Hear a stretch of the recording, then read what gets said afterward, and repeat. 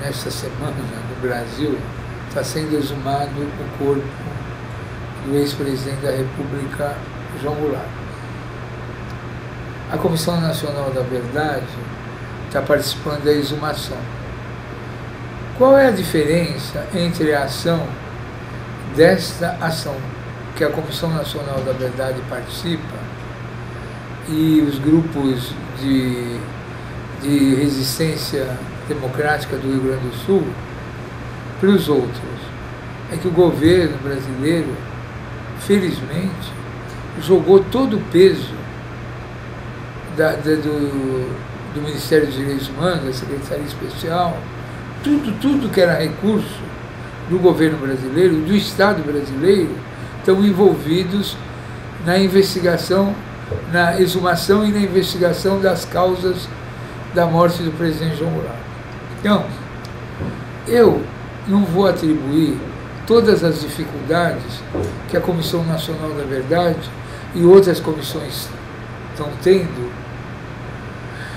para prosseguir seus trabalhos e proteger o Estado brasileiro. Quem foi omisso ao longo desses 50 anos foi o Estado brasileiro.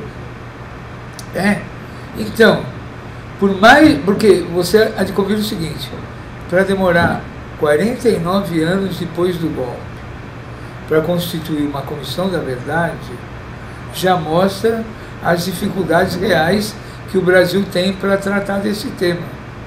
E eu acho que desde a instalação da Comissão Nacional e de todas as comissões que praticamente virou um movimento popular, né, das universidades, dos sindicatos, das prefeituras, das câmaras, da Assembleia, enfim, esse movimento nacional de recuperação da memória da resistência, eu acho que o governo brasileiro e o Estado brasileiro têm que se envolver nisso, né?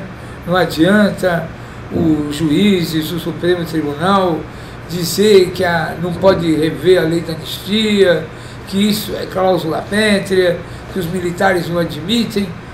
Como que os militares não admitem? Como que os militares não admitem? Tem que admitir.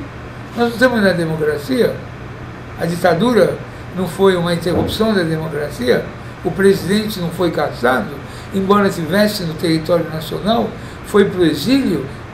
Então, o Estado brasileiro tem a obrigação de apoiar as comissões da verdade e dizer, além dos mortos e desaparecidos, do Araguaia, das cidades, do campo, tem que dizer como morreu João Goulart, como morreu Juscelino, como morreu Lacerda, como morreu Castelo Branco, como morreu Ulisses Guimarães, que mergulhou no mar. Essa história tem que ser contada, porque por enquanto só foi contada a história das vítimas. Então não devia ter comissão da verdade, devia ter comissão de memória dos mortos. Porque o que é a comissão de verdade? É identificar onde estão os mortos insepultos, onde estão os desaparecidos políticos. Por que desapareceram?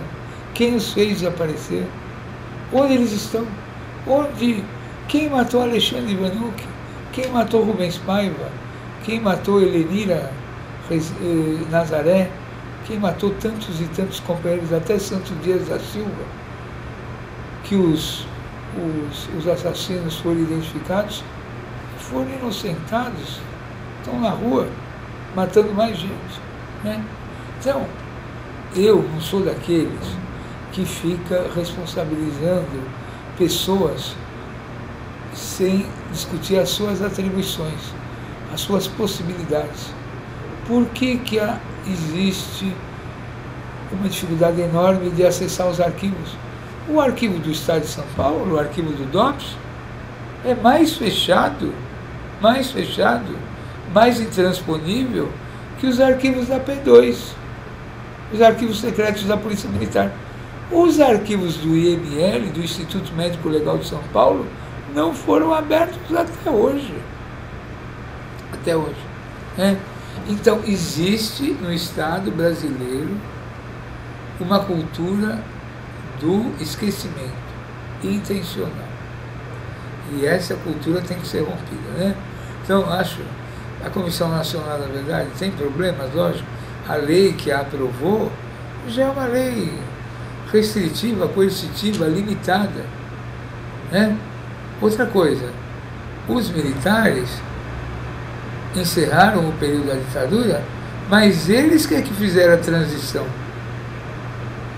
O Tancredo Neves, que era o candidato do MDB, não foi eleito, não houve eleição. Ele morreu. Quando ele morreu, quem tinha que ter assumido? Ulisses Guimarães. E quem deu uma cambalhota federal e virou presidente da República? Todo mundo sabe o nome.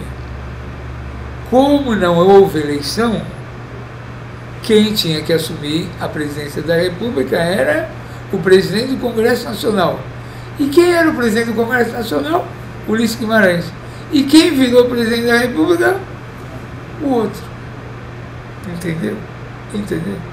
Aí começou a transição mansa e pacífica patrocinada pelos militares.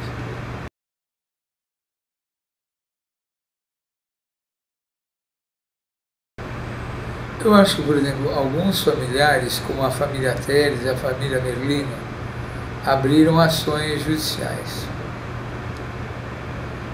Aqui em São Paulo, nós estamos conseguindo, e acho que nós vamos conseguir, a mudança dos atestados de óbito.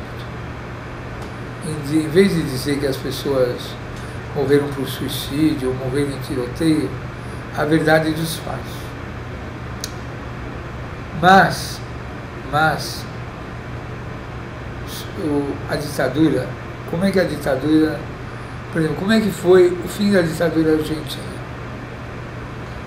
No auge do massacre, no auge da ditadura, os generais argentinos se envolveram na Guerra das Malvinas, e eles sofreram uma derrota militar impressionante.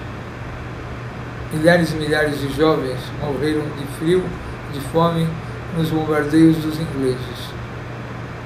A ditadura voltou da Guerra das Malvinas derrotada, em farrapos, e o povo avançou sobre ela.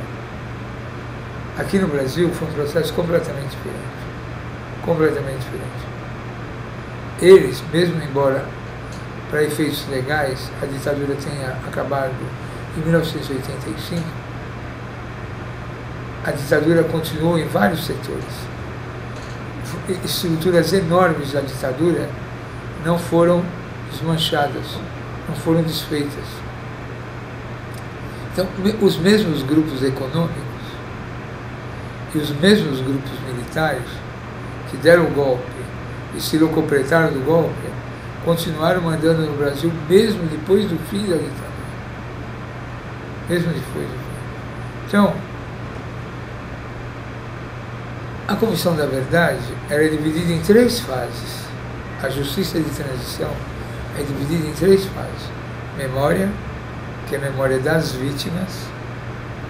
Verdade, que é a radiografia do poder. E justiça, que é a possibilidade de você processar democraticamente aqueles que cometeram crimes de tortura, de ocultação de cadáver. Pois bem, no Brasil nós estamos na primeira fase da memória das vítimas. Para chamar os militares e apresentar as responsabilidades, a partir dos testemunhos nós podemos identificar o que a gente chama das cadeias de comando. Quem mandou matar, quem mandou prender, quem financiou, quem ocultou cadáveres, e formar os processos. Nós temos praticamente 1 ano para fazer o 2º capítulo, que é o da verdade. Que é o da verdade. Por quê? Esses senhores não vão falar. Não vão falar. O máximo que eles vão fazer, é se defender. Então, nós temos 1 ano para formar a culpa desses senhores que comandaram e fizeram todas essas barbaridades. Identificá-los Qual é o problema que existe no Brasil? Os sucessores desses senhores continuam mandando, estão na ativa, não foram reciclados. Nas academias militares, ainda hoje, se discute a doutrina da Guerra Fria, dos dois hemisférios, que o mundo é dividido entre democratas e comunistas, que o perigo vermelho é latente e pode contra-atacar a qualquer momento. Ainda existe essa doutrina. O anticomunismo, agora materializado em outras formas de representação de esquerda, de movimentos populares, ainda é uma cartilha básica do pavor, que essas pessoas aprendem nessas escolas militares, da doutrina militar. Ainda se forma tropas de combate, o conceito das polícias militares que fazem a defesa do Estado como órgão auxiliar das Forças Armadas está intacto. A tortura ainda não foi prescrita, é usada como método legal de interrogatório e ainda tem formas novas como o rebaixamento da idade penal e a pena de morte que não está escrita, mas é executada. Então, enquanto o Brasil não fizer um balanço dessas práticas da ditadura que continuam a ser feitas, dificilmente você vai poder ajuizar uma ação e essa ação ser aceita da criminalização. Então, o Brasil é muito difícil fazer a comissão da verdade no país da mentira.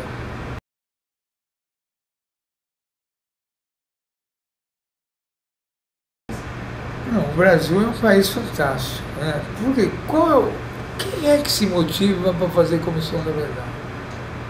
A democracia é uma coisa fundamental, mas se a democracia não voltar às suas origens, e não pesquisar as suas origens, e não respeitar as suas origens, é uma democracia prejudicada.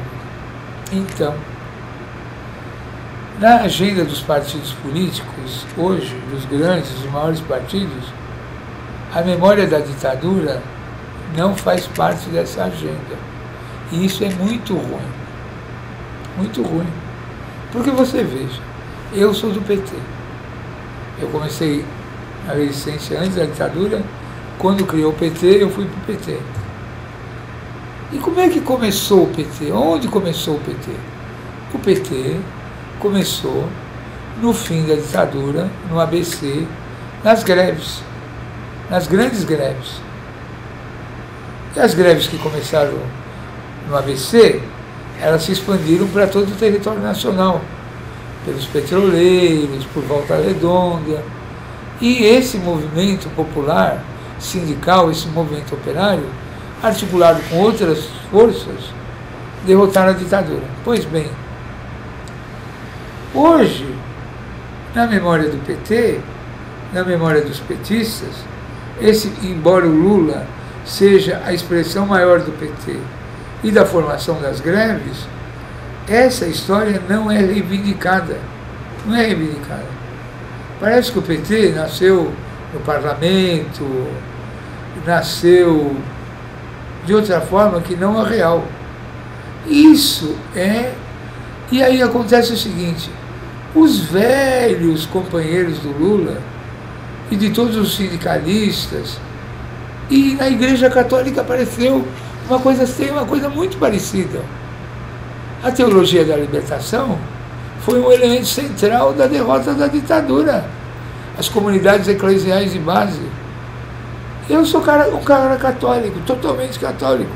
Você me diga em que lugar da Igreja Católica, a não ser em alguns nichos, como Dom Angélico, Pedro Casaldáliga, Dom Paulo já afastado, Dom Luciano já foi, né? Dom Mauro Morelli,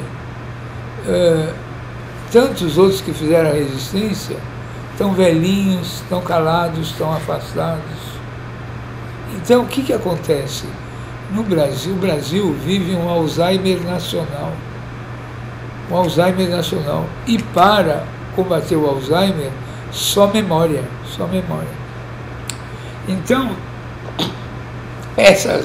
esses núcleos de resistência política das comissões da verdade, na realidade, é como no auge da ditadura começou a haver os comitês de anistia, que ninguém tinha coragem de enfrentar os militares, e aí alguns grupos isolados e tal foram se articulando, criando os comitês de anistia. Eu comparo esses grupos de memória, verdade e justiça, essa rede que está se criando no Brasil, um movimento popular, que está falando para os partidos políticos, para a igreja, para todo mundo. E aí? Vamos esquecer? Vamos fazer aliança? Os caras que deram o golpe? É tudo igual agora? Não tem... Quer dizer, os militares falam que tem dois lados, tem a bilateralidade. E nós vamos falar que a democracia é para perdoar tudo o que aconteceu, o coronel Curió continua controlando os garimpos da Amazônia, do jeito que ele controlou Serra Pelada, do jeito que ele matou gente no Araguaia. Está tudo esquecido? Né? Não está nada esquecido. Não está nada esquecido e não está nada revelado. Não está nada. Então, por isso, da importância da formação. E aí o que acontece? Você lê a grande mídia, não tem que desmoralizar esses pequenos núcleos de memória e verdade. Mas se hoje no Rio Grande do Sul o João Goulart está sendo exumado, foi por causa desses pequenos grupos que ficaram 50 anos falando, e aí, ninguém vai abrir a sepultura do Goulart? Não foi o Estado brasileiro, não foi o governo brasileiro que guardou essa memória. Lógico, teve o Paulo Vanucchi, que fez o primeiro diagnóstico dos mortos desaparecidos. A Dilma criou a Comissão da Verdade. Mas essa memória é a memória dos sobreviventes, das pessoas que resistiram.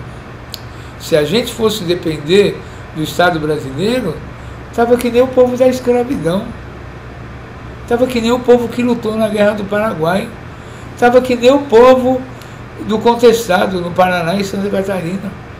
Estava tudo esquecido, tudo perdoado. Então, essa hipocrisia do silêncio só favorece uma coisa, a repetição dos crimes. E tem gente que fala assim, não, era um pequeno grupo. Que pequeno grupo? A ordem vinha do Palácio do Planalto. A cadeia de comando passava pelos ministérios. A OBAN não era um grupo secundário, clandestino. Esse negócio de porões da ditadura, os porões ficavam no quarto andar do Palácio do Planalto. Lá que era o porão. Lá que era o porão. Não tinha esse negócio de grupos secundários, pequenos grupos, não. Era o Estado Maior de comando das Forças Armadas. Era a elite. Era o Golbery. Era a Escola Superior de Guerra.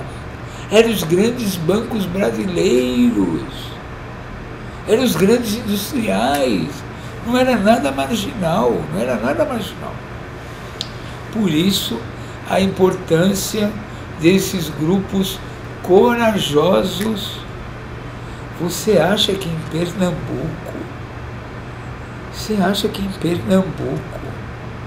onde não precisava ter polícia, os usineiros matavam as pessoas ligadas aos grupos de trabalhadores rurais dentro das usinas.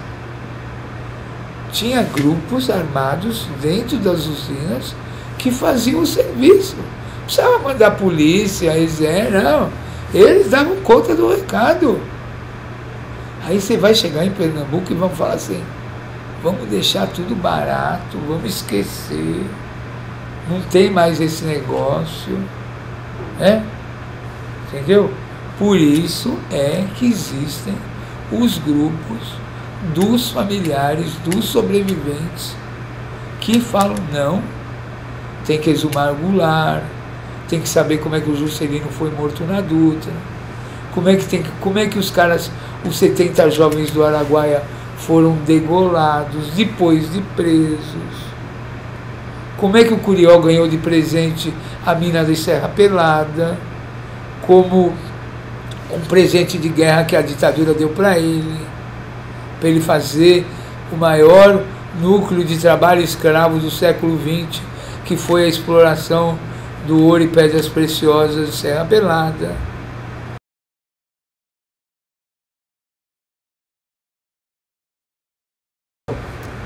É o que a juventude nos cobra todo dia. Qualquer grupo de jovens que você vai falar da ditadura, eles falam assim, e hoje? E hoje? E os grupos de extermínio? Né?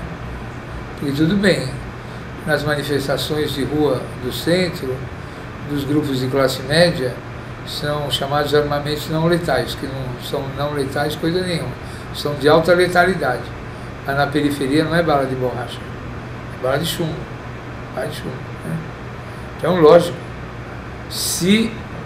quando você estuda um fenômeno do passado, ele só serve como um fato. Então, por exemplo, eu sou geólogo. Então, isso eu aprendi logo no começo da minha vida, na minha formação. Eu posso estudar um fenômeno que ocorreu há 500 milhões de anos atrás. Mas eu vou ter como pegar uma máquina do tempo e voltar a 500 milhões de anos atrás? Não vou. Então, com os olhos de hoje, eu tenho que enxergar o passado, não é assim? Por exemplo, você vai em Itu, lá tem um lugar que tinha uma geleira. Lá nem chove em Itu. Mas como é que você vai imaginar que teve uma geleira se tem umas rochas que evidenciam passado de geleira? Né? Então, você, com os olhos de hoje, você olha para o passado e interpreta o presente. Você traz para o presente. Né? Então, nós não descobrimos o pré-sal agora? Né? Os caras fizeram o leilão do pré-sal. O pré-sal o que era? Eram enormes florestas, enormes depósitos num lugar onde é o Oceano Atlântico. Né? Então, é isso. A mesma coisa acontece com a ditadura. Você olha para o passado, você vê a ditadura e você conta no hoje. Né? Faz 50 anos. Não adianta eu ficar também no saudosismo, dizer não,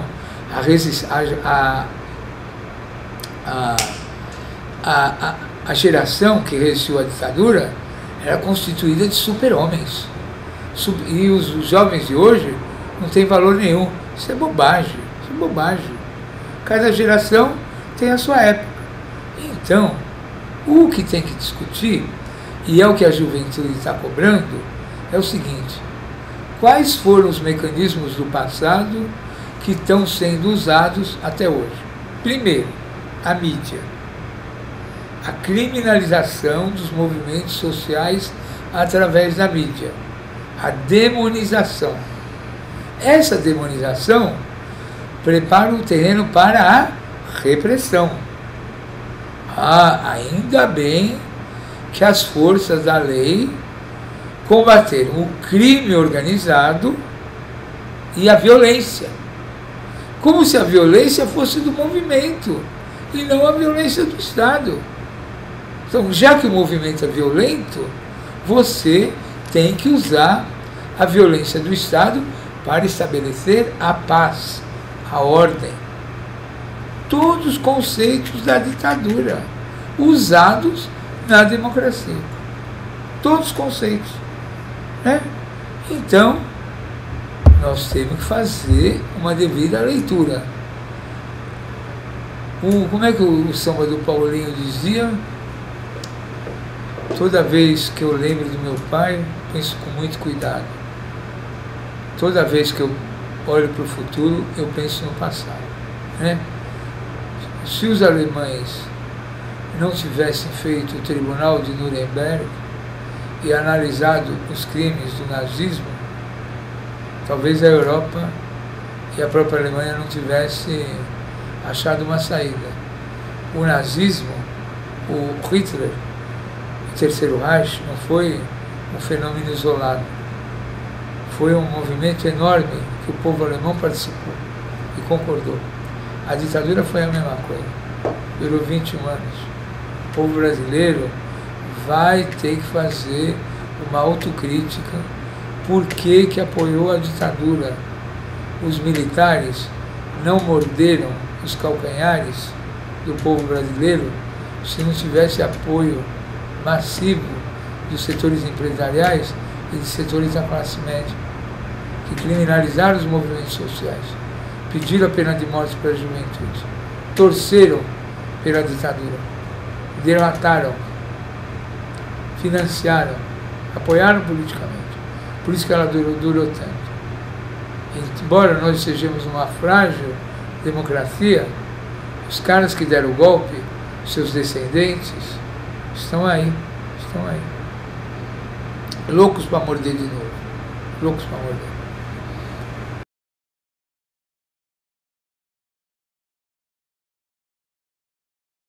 Eu acho que não tem volta, independente do relatório da comissão, acho que não tem volta, O processo é evolutivo, a não ser que os caras fiquem nervosos de novo e resolvam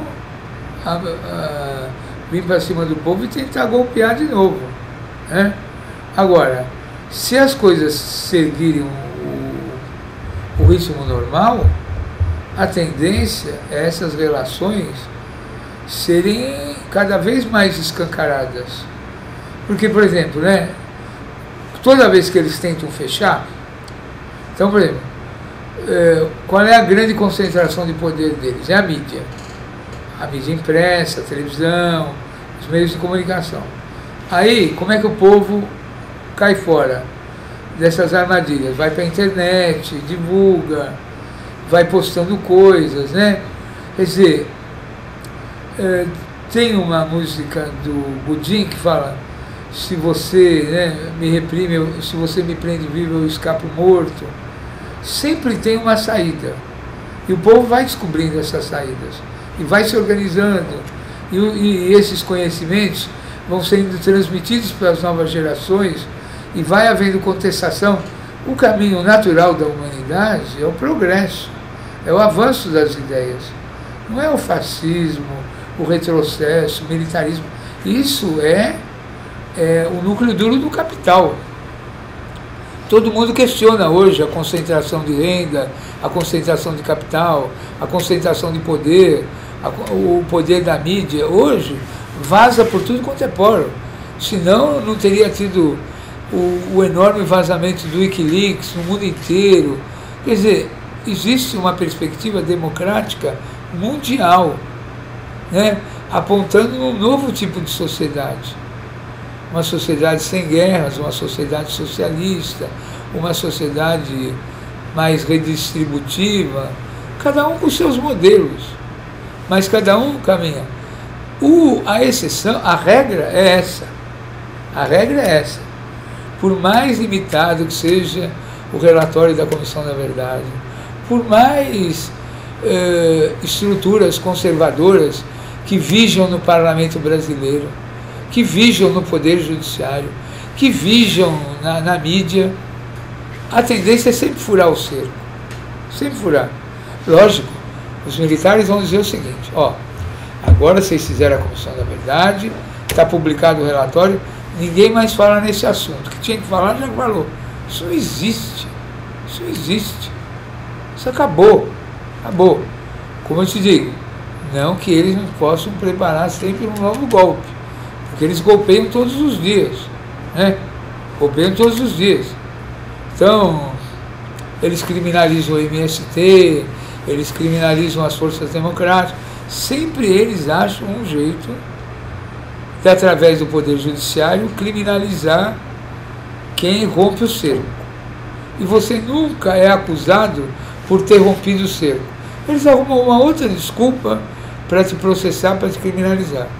Agora, dificilmente isso vai voltar para o armário. Dificilmente vai virar uma peça de museu.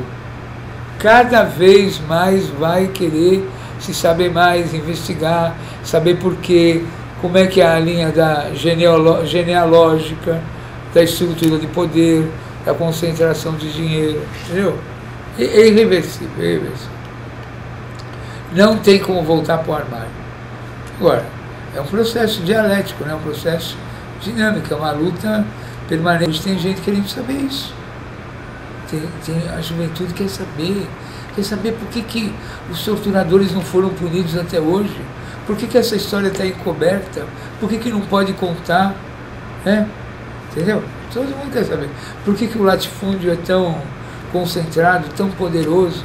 Por que o agronegócio é que dá as cartas no Brasil? As pessoas querem saber. E é por isso que esse processo, porque é como se fosse uma marca de propaganda, né? Comissão da Verdade. Então, de repente, todo mundo quer saber qual é a verdade, por que tem que ter mentira, tanta mentira, né? Por que tem tantos falsos heróis? Por que tem viaduto com o nome de general que deu golpe, ditador? Para quê? Por que tem um minhocão que se chama Elevado Costa e Silva? Além de ser um monstrengo ridículo do ponto de vista arquitetônico, por que tem o nome de um ditador corrupto, como era o Costa e Silva? Cheio de histórias terríveis, cavernosas, e não dá nem para contar o bafom, né? O baixo mundo que esse homem, como ele governou. E vai aparecer, né? A molecada vai lá, não dá para mudar, não muda a lei com o nome do cara, tá bom, a gente põe um papel em cima e muda o nome do cara, tira o nome do cara, entendeu? Vamos pôr lá João Goulart, vamos pôr lá qualquer outro cara, Feitito, entendeu? Vamos dar um nome para nós, isso aí é um minhocão. Põe nome de minhocão, pronto, já é feio mesmo.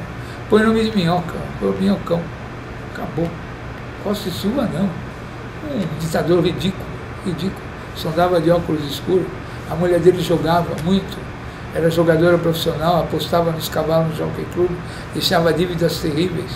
Entendeu? Uma história ridícula de República das Bananas. República das Bananas.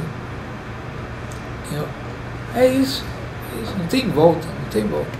Lógico que você vai falar assim, você não tem medo de falar essas coisas que eu tô falando? Lógico que eu tenho medo. Sou louco, todo mundo que não é louco tem medo, tem juízo. Agora tem que enfrentar, né? 50 anos, tem que perder o medo e começar cada um a enfrentar as coisas do jeito, sem fazer provocação, nada, mas tem que enfrentar, tem que contar a história, né? A história da Copa de 70, o que os caras fizeram na Copa de 70, tem que...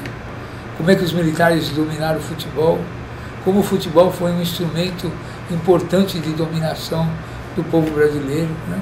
Tem que contar, tem que começar, cada um do seu lado, contar tudo. Aí vai formar uma nova história, porque no Brasil só tem história oficial, você só aprende mentira, você não aprende ditadura em lugar nenhum na escola, e quando você aprende ditadura é que nem a escravidão. Quem libertou os escravos foi a princesa Isabel. Porra, teve 400 anos de escravidão. Aí você só aprende que é uma princesa austríaca libertou os escravos. Uma cara ridícula, né? É assim a história. O Brasil é assim, história oficial. Você tem que decorar toda aquela bobageira que os caras te ensinam na escola.